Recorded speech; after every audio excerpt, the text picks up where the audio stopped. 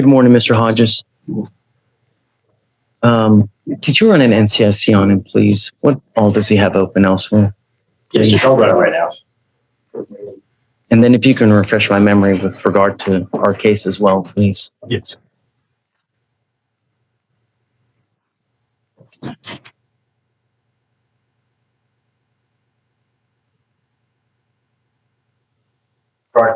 Cases here in Galveston, he has an open UCW, a DWI, and a collision involving damage to a vehicle equal to $200. It says an FSGI, DWI, and the UCW. Yes, Judge. And then in regard to this case, the officer responded to a criminal mischief and made contact with the complainant, where the complainant said he woke up and realized his tree had been ran into. He checked the surveillance and observed the defendant's motor vehicle colliding into the tree, traveling at a high rate of speed, and observed the defendant appearing to get out of the motor vehicle, walk in front of the vehicle, and then get back in.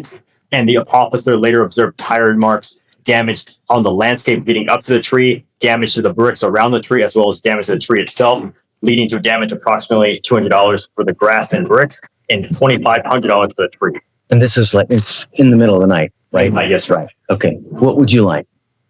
Judge, I'm asking for criminal driving conviction and the curfew. I get it. It sounds bad, but Judge, he's unable to work. He's an electrician. He works throughout the night sometimes. Oh, I'm not, I don't want you out in the middle of the night, Mr. Hodges. You have 4 open cases and you're out. You already were given one chance when you got on bond for those 3 cases out in Galveston. Now you've picked up another case in the middle of the night.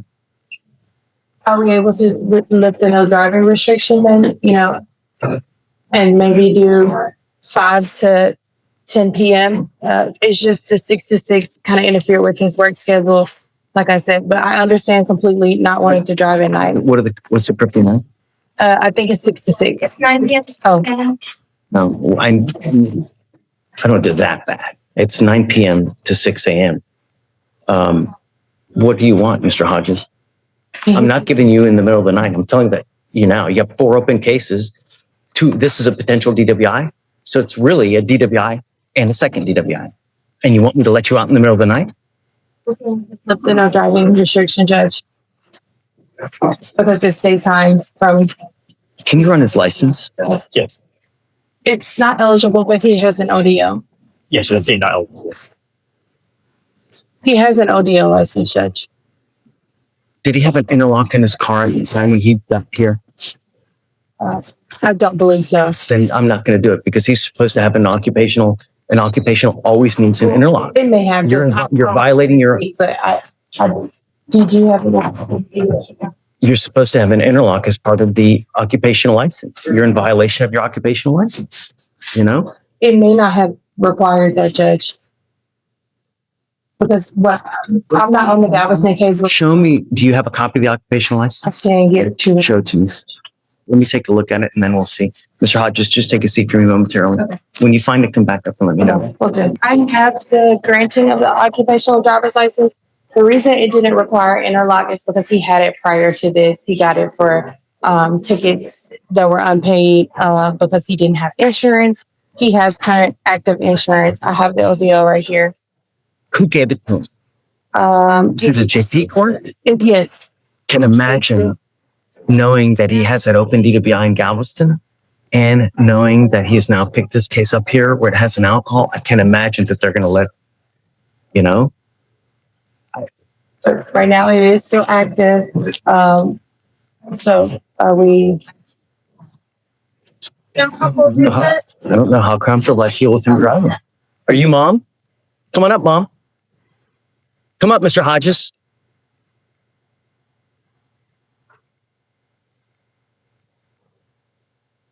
Thank you so much for coming. How's it been not driving? Not enjoyable. Blows, right? Good. Wonderful. Because I want you to understand that we don't kill anyone on the road. Watch the news. Every day, someone dies on our roads because of an alcohol-related collision. It's disgusting. And you're familiar with everything that he has open. Yes, I also am familiar that one of my husbands was killed on the road by someone that was drinking as well. It's disgusting. It's so sad and I took his privilege to drive away because of what's going on with Galveston. And now here we have the same situation here. They didn't charge him with DWI here, but very well could have been. And so the idea is to get you to appreciate, to really feel the pang of not being able to drive, because I want you to realize it is an absolute privilege, and it is a great privilege. And to live in a city this big without the ability to drive really, really blows. That's just it.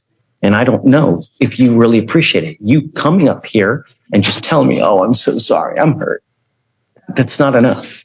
I need to know that you really do appreciate the fact of how big and powerfully awesome it is to drive.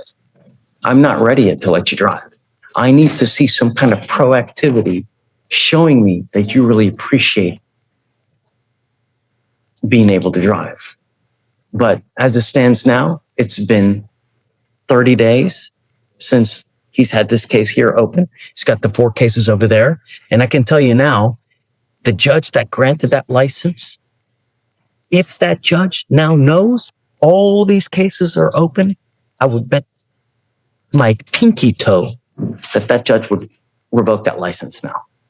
Because I don't think any judge wants their name on a license with that kind of baggage to it. So I'm sorry. If you need more time at night, I'm happy to give you a little bit more time past 9 o'clock.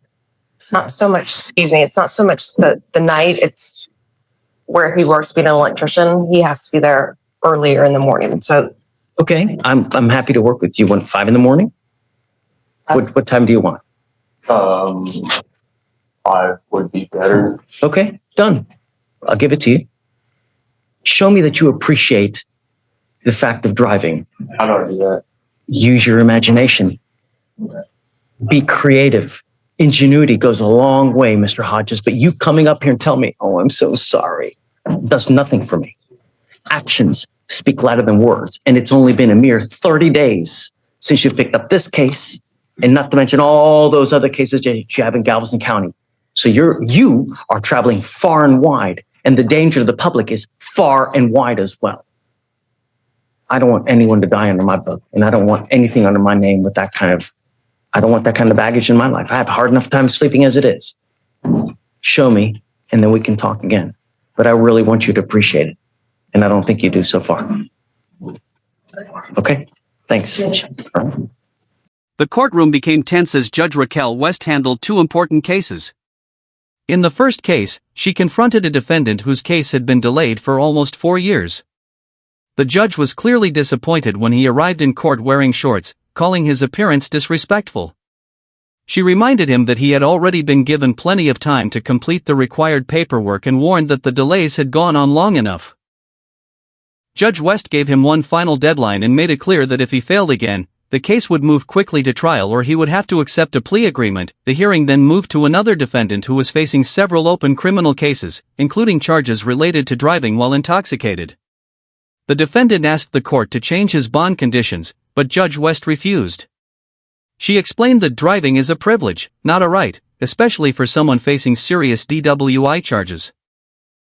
The judge said the court's first responsibility is to protect the public, and she would not take any risks that could put innocent people in danger. Judge West also spoke about the serious consequences of drunk driving. She explained that one bad decision can destroy lives, affect families forever, and lead to severe legal punishment. Her message was clear: every person must take responsibility for their actions, and the court expects everyone to follow the law and respect its orders. Before ending the hearing, Judge West reminded both defendants that their future depended on the choices they made from that point forward. She stressed that the court would not tolerate further delays or violations and that every decision carries lasting consequences. The hearing ended with a strong reminder that accountability, respect for the law, and public safety remain the court's highest priorities.